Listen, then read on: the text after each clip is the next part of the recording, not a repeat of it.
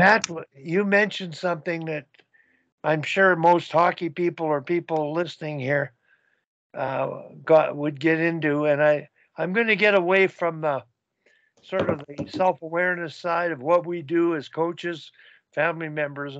I'm going to get into the technical side of coaching, what consumes us. And uh, Matt, your torpedo.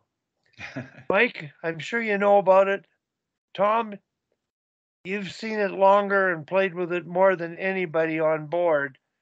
Um, I just wonder if we could talk about that because there's all kinds of forecheck, D zone covers, and it's interesting. I heard on the radio yesterday these so-called experts talking about the breakout, and it wasn't a read and react kind of breakout. It was more structured. And the game is so spontaneous.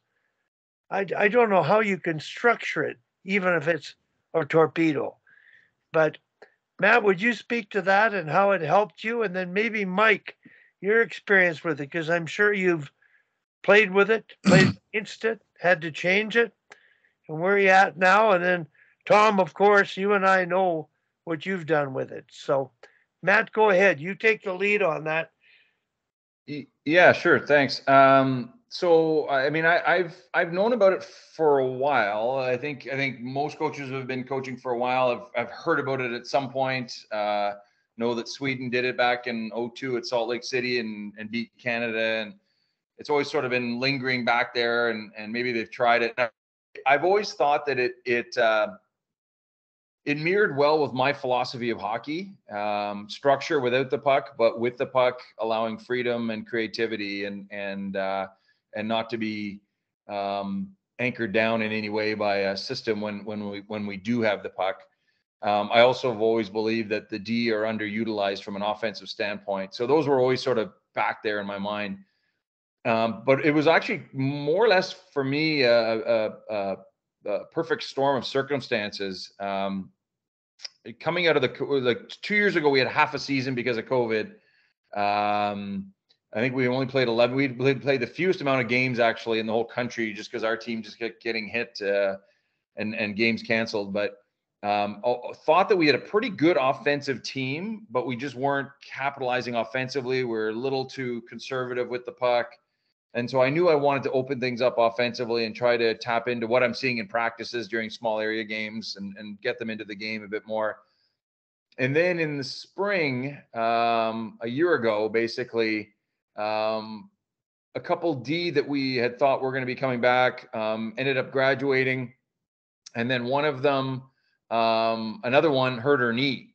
And so at that point, it's just too late to recruit in. So we basically knew that coming in September, we were going to be starting the year with 3D.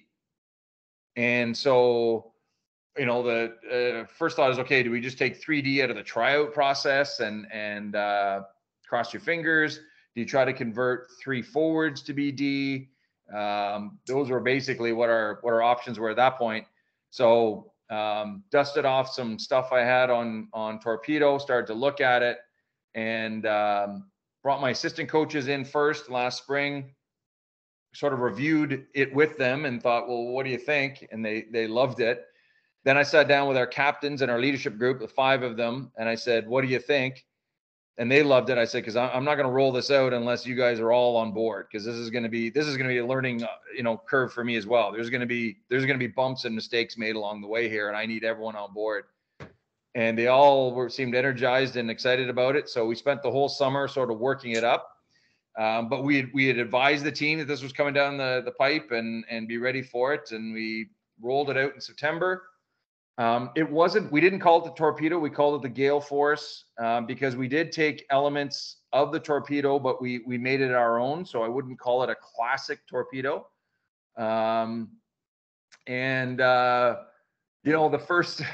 The first exhibition game we had against McGill, we must have had about 50 icings. I don't know how many. Like it was. And the funny thing is that it resulted in McGill's D just being dog tired by the third period, because I mean it felt like all we were doing was icing, which looked like a ridiculous strategy. But But by the time we came out of exhibition, and there were some bumps in the road in exhibition, I'll tell you, and our goalies were not too happy with the system early on. But by the time we rolled into the season, we were starting to get our feet going, and you know, and by the end of the year, we had improved our average goals per game by about 1.3 goals a game. So I think we went somewhere from like 1.5 goals a game offensively the year before to about 2.8. We were 11th or 12th in the league in scoring the year before, and we bumped into 3rd or 4th last year. And defensively, we were about the same. So I think the year before we were giving up about 2.6, 2.5 goals a game. And this year we were marginally like, we might've been like 2.48 or 2. Like, so it was basically, we drastically improved our offense. We had, I think, 10 players have career offensive years, and didn't get any worse defensively by the system. And I can tell you the players loved it. They really enjoyed it. It had defensive structure to the forecheck, to the back check, to the D zone, to PK. But when we had the puck, there were no systems per se. There was some individual position responsibilities, but basically it was move the puck up and out of our zone as quickly as possible in whatever way you can manage. It was attack the offensive blue line with 4 people whenever possible. And it was a complete freedom in the offensive zone to have 4 people. If we had 4 players below the goal line when we had possession, then fine. That was it. So it really was an exciting, and trust me, there was a lot of 2-on-1s and 3-on-1s we were giving up. But I think we got better at that as the season went along. And candidly speaking, if I was coming back as coach, we were going to probably revert back to a more traditional kind of phrasing of how things work, but maintain all of the same offensive principles. So we had changed the positions around like they do in Torpedo. We adopted soccer names. So we had 2 strikers, 2 halfbacks, and a fullback.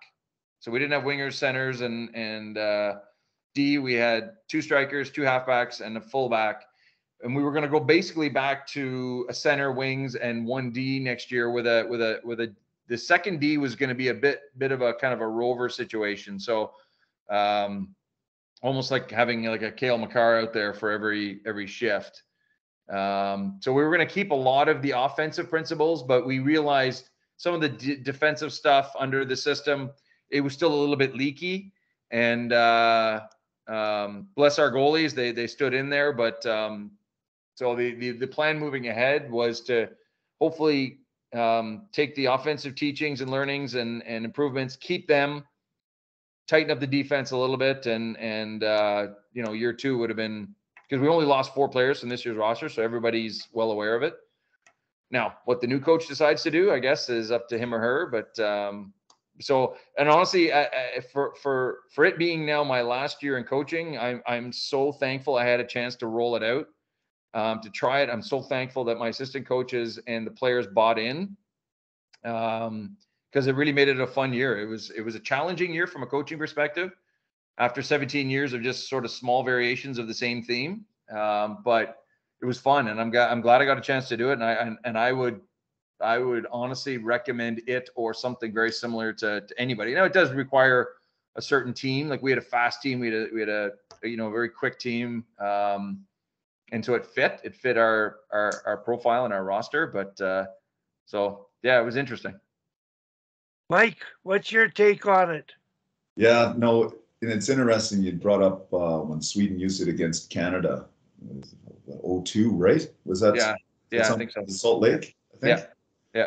Because I've worked with Swedes, played with them, but then later on, little aside, I considered myself to be a pretty heady player. And I was shocked at how hockey stupid I was once I became a coach. So I'm laughing because I agree. Yeah, totally agree. Yeah. And I can't say that to my players, but us coaches, we talk about it. You make that transition almost overnight. And anyways, But so I've worked since then with a couple of Swedes, and they talked about how that was developed in Sweden in the 80s, that it kind of made a comeback in the 2000s to the late 90s. So I've never used it. In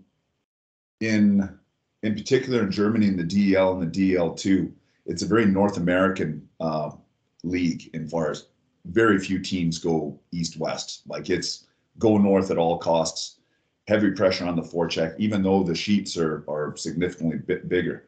But what I do know about the Torpedo is what's evolved out of it since then, how it kind of instigated different thinking in hockey.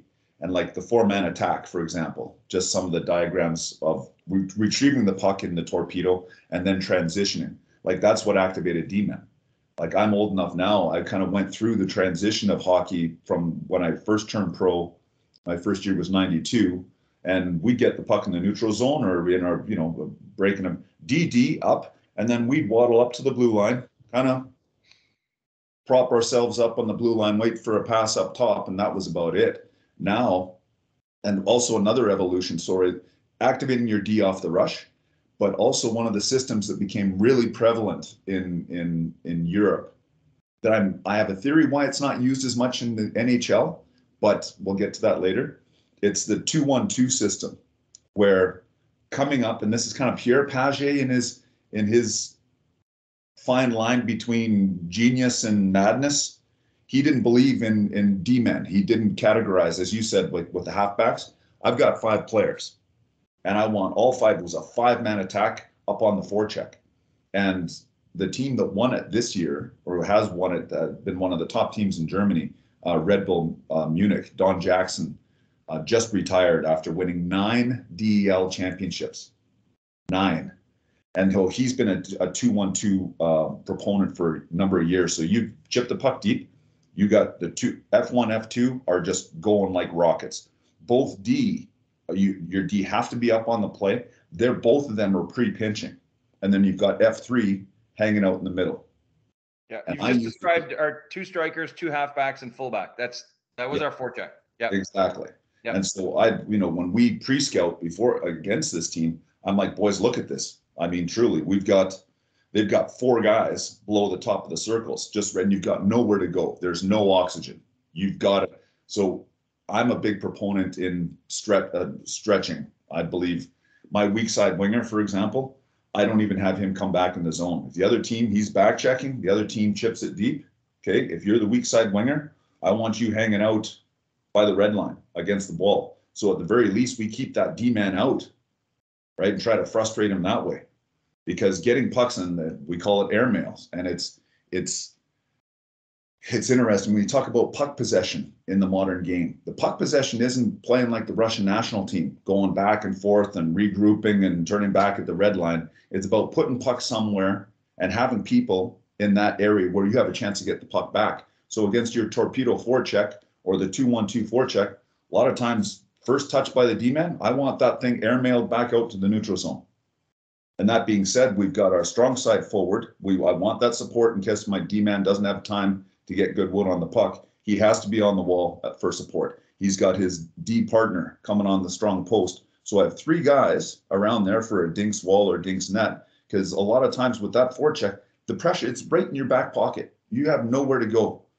And so that being said, my centerman and my weak side winger are just ready to bolt.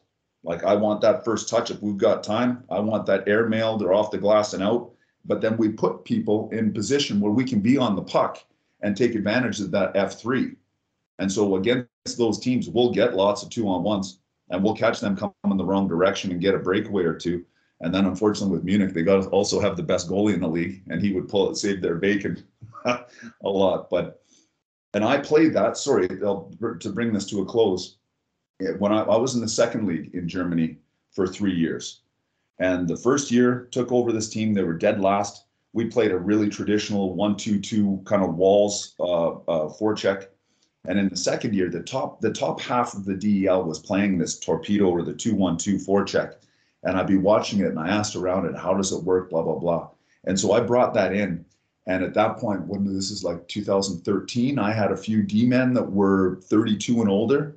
getting them like DD, regroup DD up, and that puck's deep, getting them to move their ass, it was like shoot me frustrating, because they were my era, right? DD and up, and you waddle up to the blue line, and you kind of keep the play in front of you. And so and I had a heady group, and especially with my forwards.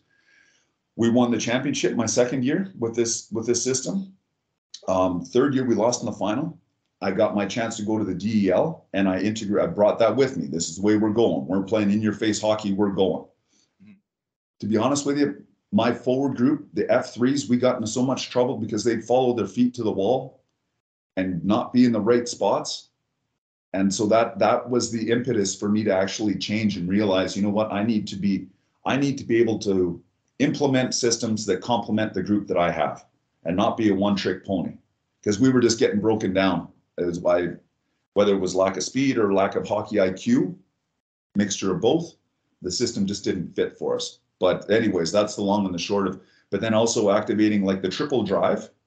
I call it the triple drive on entries, and then having your D-man come up like that. That all comes from the Torpedo, which again the Swedes, well, they invented that a long time ago.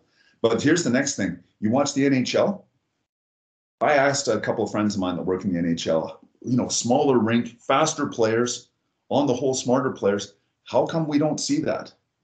And they said it's the conservative, old thinking of they don't want players below the puck. They want one guy below the puck, not two, and certainly not three. And I was like, huh. But I think it would be, and maybe the 82 game schedule, Matt, you know, like that's a high energy, that's a high burn system, right? Maybe over 82 games, because that, ironically enough, we talked about Rod Brindamore. That's exactly what Carolina does. They play, call it a torpedo, call it a 2-1-2, 5-man forecheck. They're up in everybody's back pocket, and they've got speed. And one of the knocks on it that I've heard from different people is that by the end of the year, they get into playoffs to maintain that over 90 games, 95 games. And other teams, all of a sudden, they're kicking it up another notch, where Carolina's been working at pretty much their max the whole season. And the other teams, they ratchet it up where they have been kind of cruising, you know, more conservative. Well, the 1-2-2, yeah, the weak side D might pinch. So I'm kind of going on, but I could talk about tactical. I love learning that. And that's one of the real benefits of learning the trade in Europe, is that I've studied and I wanted to learn everything that I saw. And then I pick and choose. Well, I don't like this, or I don't think this fits with my team, in order to kind of nail down. Because you never see it in North America, I use for our trap or controlled forecheck, I use a 1-1-3, which I've used for a number of years now that I really like, but I've never seen it in North America. Anyways, sorry, Wally, go ahead. Well, the Torpedo was in 2002. I was asked to go to Sweden's practice by the men's team to evaluate their practice. And I was familiar with the Torpedo. And of course, the entire Swedish team were masters at it. And their practice was intimidating. They covered all facets. And I went back to the residence to give my dissertation on what I just saw. And Ken Hitchcock had arranged for one of the press people to watch the practice as well, who had played in the NHL. And he was on the phone during the whole time because I was at the practice. So when I came in and they asked me what to do about it, I said, you guys, I don't know what I would do. I'm glad I'm not coaching, because they were that good at it. And it really did work for them. Now, they didn't win the gold medal. The hockey's a funny game. They got scored on a fluke goal against Belarus, I think. Yeah, was that Tommy Salo? Yeah. No. Yeah. It was Salo. Yep. Yeah. Right. Okay. Yeah. So you can have whatever system you want. You just never know how it's going to end up. As long as you don't get consumed with the rigidity of what you're doing, and let the players play within the framework you give them. If they hesitate if they're thinking too much about what you want them to do or what the system is. So, quite frankly, I would rather not use a torpedo. I would say it's not a 2-1-2, it's a 2-2-1. Yep. And figure out how you're going to change the lines and line up for a face-off. Because that way you have 4 people engaged, and I think it's good. Now, Tom Malloy, Tom, are you on? He was driving his daughter to the airport and going to get back on, but I've worked with Tom with a Bantam AA team. He used a torpedo with them. The kids loved it. And in the pulled goalie situation, he was absolutely brilliant how he changed and got the extra attacker engaged in a very threatening way to possess the puck because of the torpedoes. So I don't know if Tom's on or not. Tom, are you on still? No, he might be on the road. So, well, while sorry, go ahead, Wally. I'll let you finish. Well, I'm just curious here, Rick. Tom, you're on now. Yeah, my speaker went off. Yeah, I'm just almost home. No, my experience was George brought all these guys from all over the world to U of C to talk, and the first guy he brought was Ludek Bukac, who was coach of Czechoslovakia at that time, and they used the defensive left winger, to counteract the Russians. Always rotated counterclockwise, and that was to do that. And that was the first time I saw about that sort of thing. And then a lot of Swedes came in with their 1-3-1, and the torpedo is just basically a more aggressive 1-3-1. But I used it at Mount Royal. I coached the women there for 5 years, and we won 71% of our games. And it really, well, I used it, to tell you the truth. I was talking before about Greg Thompson. I made him a defenseman to kind of run our whole thing when I coached the St. Men. And we used the torpedo. We didn't call it the torpedo. And then at Mount Royal with the girls there, I call it the pounce because we were the Cougars. So, the pounce kind of set into that. And then I went to the Red Bulls, and Pierre was mentioned, but Pierre Paget was a head coach. And they were using the exact same system I was using at Mount Royal. But Pierre thought he almost needed 5 lines, to rotate one line in, because like was said before, it's so intense, and they used it there with great success. And I don't know, you just, the team can't rim the puck out. Yeah. You're always pinching on the strong. And if you get the players like the right D, and the way I do it, the left D is more of a defensive defenseman. He's always on the strong side. The right D, if he's a good offensive guy, he can really be up in the play all the time. And the left wing and right D are kind of like the halfbacks. They're playing the same idea. So you have this even pressure from everywhere, and it's a great style to use. There are problems like on the face off. It doesn't fit in with the center taking the face off, but you just, in your end, what I did is basically play the traditional way to play in the end and not worry too much about instead of having the left winger back. And I think it's a great system. I don't do it with the kids hockey because I don't think it's as good for learning. I play 1, 2, 3, 4, 5 with like these young girls I'm coaching now. But the torpedo, if you want to win, it's a great way to play. I think it really fits in. Talking about the 1-3-1, for example, just the controlled, I still call it a trap. This new language, sometimes I find that we get caught up in the verbiage of hockey to make ourselves sound more important than we are. But the 1-3-1, couple of teams still use it, but this generation of hockey player, they're like thoroughbreds. They want to go. They want to skate. They want to be in the action. I think it's a big ask these days. It's a little aside. It's a big ask to have your team at a higher level in particular to actually sit back on their heels and let the wave after wave of speed come at you. Well, I was talking like you saw LA even against Edmonton. Like I haven't seen that deep of a sag by a team in a long time.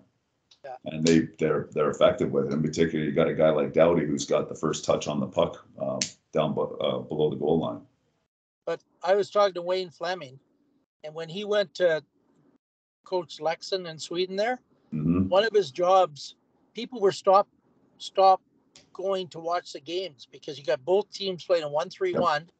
Nobody's forechecking, yep. And they're just standing there. And he brought in a aggressive forecheck and all this kind of stuff. And a 1-3-1 just about ruined Swedish hockey. Huh. And they took side guys really aggressive, and Yeah. And Tom, it was interesting this year. So I'm actually trying to sign a guy out of the Finnish Elite League right now, and he's been there 4 years. And he says two things. He's 29 years old. He told me, number one, I don't see that, like literally don't see the sun for about 7 months out of the year. I want to change that way. And number two, the defensive style of hockey, and it's every single team. The only reason I know that is 2 years ago we qualified for the Champions League, and so it was my first experience in the Champions League. And we were in Sweden, we were in Finland, we were in Switzerland, we were in Slovenia. Got to see, and I was really interested to see, Finnish hockey and Swedish hockey. And the Finnish hockey, we pre-scouted 6 games, different teams. We were playing against Turku, so we did 2 of their games and then 4 other games. They were mirror images. Every set break, every trap was the same. Every set breakout was they brought all 5 guys back. And so they're sitting right on top of each other back and forth. And on these games, like regular season games in the Finnish league, I'd go through the stat lines, shots 22-18. In Germany, it's wide, like it's get up and go hockey. Like a lot of times the stat lines will be shots 36, 31, that sort of stuff. And so we went up to Turku. We play a home and away, went up to Turku for game 1. My team, we had, after COVID, one of these virulent flus had gone through my team. We're decimated. I've got 5D. I've got, call it 9 forwards, 1 extra that I kind of called up from the DL2. We went up there, and honestly, they had their full boat. And I'll be honest with you, there's no way we should have won that game. My goalie had a great game. We caught them 3 times with stretch plays. 3 times, one on the PP breakout, and twice just on regroups where I like to post guys up on the Blues. We caught them 3 times with stretch plays. They outshot us like 32-18, and we caught them by surprise and made the most of our opportunities and won 3-2. And I'm telling you, their D-men, we watched, doing post game. We went through the video. Their D-men had never seen forwards posting up behind them. They didn't even look. They're so used to everybody coming. They're all 5 guys back. Let's build it. Let's come up together. And this back and forth, to your point, it can be suffocating. And I think it's a big ask. In particular, like even my German players, they want to go. We want to get up and go. They love to blow the zone. They love to, and that's not even, it's still being defensively responsible. But we want to, you got to stretch the ice. Where is the open ice? We want to try to create. And to your point, Wally, that's one of the things that I've battled with for years is you've got your structure, and that's the language to the players. You've got your structure, but then to be able to let them be creative. And there are going to be some turnovers, and there are going to be some mess ups within that structure. And I think that's that fine line between over too much structure and the guys just get kind of smothered, rather than just open the door and go get them, kids, and all of a sudden there's just absolutely nothing to be seen, and it's Harry Carey out there. Matt? Great points. And one thing we did in our forecheck, again, it was, I guess, almost like a 2-2-1, but our strikers would go in, F1 would go to the puck carrier, F2 would immediately go to their D partner. The 2 halfbacks would be taken off the wall. So we would be giving up the middle pass, but because the puck carriers are pressured so much, it really took a skilled play for them to make that pass into the middle. And even if they were able to make that pass into the middle, our halfbacks locked onto their wingers. And so now, worst case scenario, we have a one-on-one with their player coming up the middle and our fullback in the middle position. So we get caught a few times, but it was, when it worked, man, it was tough to go against. And talking to other coaches, or even talking to some of our players who had friends, former teammates on some other U Sports teams and OUA teams, they said that they hated to play against it, and they just couldn't figure it out. They just did not like playing against that style, and it stressed them out, which again, as a coach, is, you love to hear stuff like that, right? So it's a great point about the burnout factor. Our halfbacks were 200-foot players. Like, the responsibilities that they had, bring the offense. They could be below the goal line in the offensive line, zone, but also they were responsible for being deep in the D zone. And that was, I mean, we had some like our fittest players as the halfbacks, and yet still there was towards the end of games or at the end of a long weekend, it was tough. Like it was tough. And if I was going back to it again, I'd make some tweaks, probably add a few more halfbacks, because as go as the strikers were, the halfbacks were thoroughbreds. It was a tough one to sustain. The fullbacks, man, you could have just probably gotten away with 2 fullbacks, because it was just up the middle. It was the old bubble hockey game, right, where someone would just be on the track and then back and then up. No, that was, and it was interesting though, because I had a couple centermen and actually one winger who I had converted to halfbacks, and at the beginning of the year they're just saying, "Well, you're turning us into D." I'm like, no, you're not D. I don't want you. You're not going to be. There's a fullback, and there's going to be 2 halfbacks, but I don't want you to be D. And after some cajoling and getting them to realize what their role was, I mean, we had 2 of our halfbacks have career years offensively, right? And so once they sort of get into that mindset, and know that the shackles are off from an offensive standpoint, then some good things started to happen. Wally, I'm going to have to jump off at this point. I've got another meeting and some wrapping up to do in my last day and a half in this role. So I just want to say, Wally, it was great to see you, obviously. And I don't know in the new role if I can get onto many of the Shark calls, but I'll certainly pencil it into my weekly schedule. And if I can get to more, then I'll let you know. I certainly appreciate all the emails and the summaries that you do, and obviously appreciate the opportunity to get on and chat again. And Mike and Tom and Rick, and I guess the other guy's gone, but good to see you guys. Mike, it's a pleasure speaking with you. And Wally's got my contact info, so if at any point you need anything or want to chat, be happy to. That'd be great. Great meeting you. I got one suggestion for you. Yep. On the forecheck. Danielle Goyette was taking advantage of that open middle on me. So what we did is we had the first 2 go in as a tandem. So F1 on and F2 stayed in the middle, and then went to the first pass, or double teamed if and that it took away the middle from them. Yeah. Yep. Was that an adaptation we did? Yeah. It might almost depend on the quality of the D that you're playing against. If they're kind of slow and a bit cumbersome, you can get away with it. But if there's a lot more skill and evasion and quick plays, then you might move to that for sure. Yeah, it worked for me. I took away the short pass to the center too, the low and slow. Yeah. So there's someone on that. Nice. Okay, gents, good to see you. All the best. Take care. See you, Matt. Now listen, I want to sort of get back to the basics of what we're talking about here. This is what happens with coaches. We get into the X's and O's, and it's like chess, checkers, you name it. And we're moving the pieces. But the players on the ice are moving the pieces.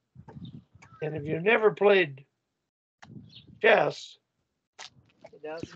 you got to learn by playing. Still on my. And this is where I believe if you're starting with half ice hockey, they want a system. You wait. Really? So we give them the system, and Mike, at coaching clinics, I start, you can see my hand in the shape of a claw. Yep. 1, 2, 2. Mirror F1 and read. And it's D to D, the closest player will sneak down. But it's just a case of getting the kids to spread out. And in 4-on-4 cross ice, you've got 1D and 3 forwards. Now you can assign them. The last player can be the fourth player in the situation.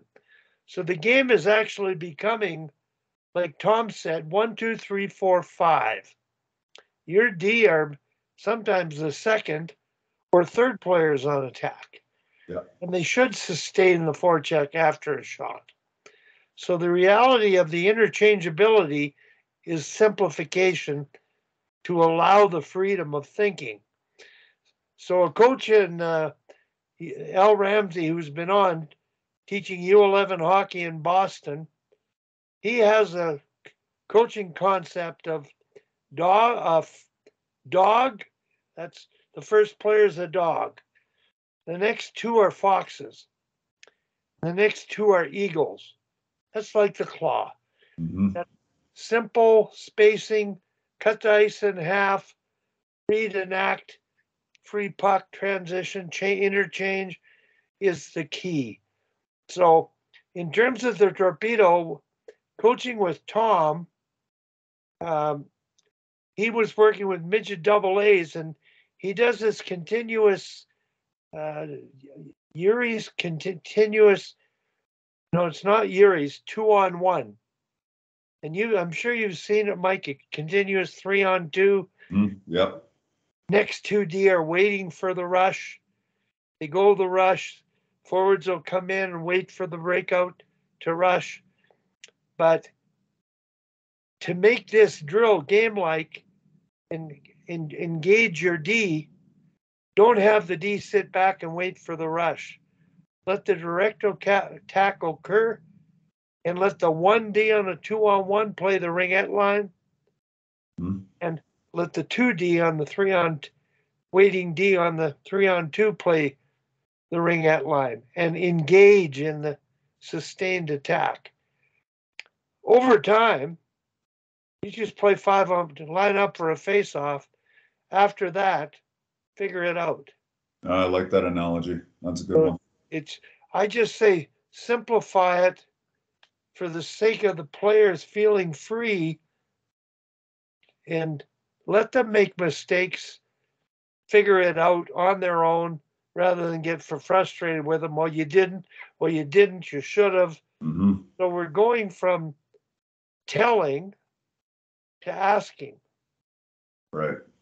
And coaches, we're yellers and tellers. And I think the generation of players today, they're thinkers. They sit down on the bench. How many of them are looking at their iPads? They're figuring it out. I don't want to say anything to them. I want to know what are they thinking. So that's the reality of the 21st century game. And the NHL, as advanced as it is still 3-2 hockey. Yes, that's right. It's not really interchange. And I like the analogy of Carolina and the idea they're the closest thing to 3 below the goal line at one time. They're on that puck. And I look at their D are really making good decisions and never getting outnumbered. Yeah, they're heady. I just think they don't play with an F3, those 3 forwards. They got all 3 on puck side, all 3 below the goal line, but aware of how they outnumber to advantage. Yes, and that's one of the things Donnie Jackson used. I had a couple of his players after they were with Munich, and said, as soon as we put that puck behind the D, as soon as we chip it in, that's when our defense starts. And he was willing to commit all those players deep in the O zone by playing D to win the puck back. He was willing to, this is where we're going to exert our defensive pressure in order to win that puck and extend time in the O zone, which I thought was an interesting way to look at it. Have you heard the term swarm? Yeah. What does that mean to you? To me, that's a D zone system, and that's what my version of it, because they're different. I played against a couple of teams, coached against a couple of teams where that player who entered the zone with the puck, like automatic, 2+ a rover were attacking him. For me, it's us working in the D zone. And if I've got one-on-one coverage with you, well, and you have the puck, and I manage to get my pin, that's where I want our next guy. I want to be third on the puck. We use that language in our forecheck as well, but in the D zone, want to be third on the puck. Then if they commit another guy, I want my 2 guys to be pinned, to pin, and then we'll send our third guy in. So when all of a sudden we're 5th on the puck, technically. But to me, and that's the difference, I think Donnie uses the swarm theory in the forecheck, where he's willing to, that puck stops, we get that, we want to be third on the puck up there. And if there's 2 guys, we want to be 5th. And so that's kind of a different way of looking at it compared to the way I see it. Yeah. Tim Bothwell came up with this at the UFC. He used the term swarm. In the D zone, if they have 1, you have 2. Right. They have 2, you have 3. They have 3, you have 4. And that idea of pressuring, to me, it simplifies D zone cover. Now, in terms of teaching kids, I use a man on, box behind. Okay. So that it's not dice, where you have 2D and 2 wingers in the center and the middle. Mm-hmm. You have a man on, which is pressure. Now the box behind allows you to read where the second, third, fourth players go. So with the women, we use the term man on with the first player, stick on with the second, halfway rule with the third. But today the game is swarm. They have 1, you have 2. They have 2, you have 3. And I really think, I haven't coached enough to play with that, but it seems to be a pressure, hard to play against kind of system that doesn't give you any time and space. And if you're good on transition, you're good on transition, and yeah. You see it even on the bigger sheets over in Europe right now, because Yeah. teams are so intense in their coverage. Again, you get a pin, like you said, okay, they got 1, we've got 2. You watch the games tonight in the NHL, even with on the standard NHL sheet, and with athletes that are smart and fast and strong, you'll see those weak side, we call them resets, where they basically rim the puck to the weak side. Yeah. You got to keep the puck ahead of that D zone coverage. Yeah. And just by stretching them out, keep the puck ahead of them. If that puck stops, swarm comes, you're back checking, or at least you're in a battle for the puck. Yeah. Well, offensively now, they'll rim it. Yeah. To avoid pressure, to get the puck to the open space. And years ago, I watched Mario Lemieux play his last game at the Saddle Dome. I watched him all game. He was the player furthest away from the puck. Right. That they rimmed it to. Right. Because he was the most dangerous guy to get it. And I think that's what the NHL is. They break the swarm using the net, hitting screens behind the net. The net is a screen, but finding a space where you can maintain possession and move it quickly enough to get something from it. But it's a wonderful game. And I think, when we talked to the audience, we work primarily with minor hockey coaches, and some coaches get caught up. I'm going to do the torpedo to these kids, and you're going to do this, and you're going to do that. And they don't understand that figure it out is the best way to play. Just have a picture in mind where you got 1 on the puck, 2 above, width and depth. You're moving, you're interchanging, you're not hesitating and worried about making a mistake. So, well, I'm going to leave it with that. That's a great session today. Rick, are you still there? Still here, Wally. Well, what do you think? You're sitting back listening. You coach hockey for many years, and at AAA level, you're talking numbers when you taught forecheck. What was the terminology you used with team play, team tactics? You got to realize, Wally, my time in there ended literally 15 years ago, and a lot has changed in terminologies and approaches. But even back then, I was teaching the concepts of the game, honing skills, and teaching read and react, what to look for, what to do when you see it, how to make the decision, how to force the decision, and do it now. Don't hesitate. Don't try to outthink them. Figure it out and go get it. And so much of what we've talked about this morning even falls back to that foundation. Absolutely right. Absolutely. If the players know what to look for, what to do when they see it, when they recognize it, and then execute with efficiency, you're going to do okay. And that's, Wally, that's your figure it out thing. I picked that up from you a few years back when we got back together, but that's the way I've coached my most recent teams. And I haven't had the pleasure of coaching youth sports or internationally or pro. My focus has been on kids, and it's to get them as prepared as possible to deal with those things if that's in their future. Rick, you'll get a kick out of this one. I was at a coaching clinic years ago, and Mike Eves actually played for Calgary back in the day. He was coaching in Wisconsin, University of Wisconsin at that time. And he gave a presentation, and it was called TWIG, T-W-I-G. And so he went through this elaborate presentation, everything else. TWIG stands for take what is given. Okay. So after the presentation, I started like, he's talking about hockey sense. He's talking about those principles that you just mentioned. And that's the interesting thing, is to talk about in the modern game, all the terminology, Wally, and things have changed, Rick, but the principles, what makes a hockey team or a hockey player good, those principles haven't changed. They're 70 years old. I agree. They're 70 years old.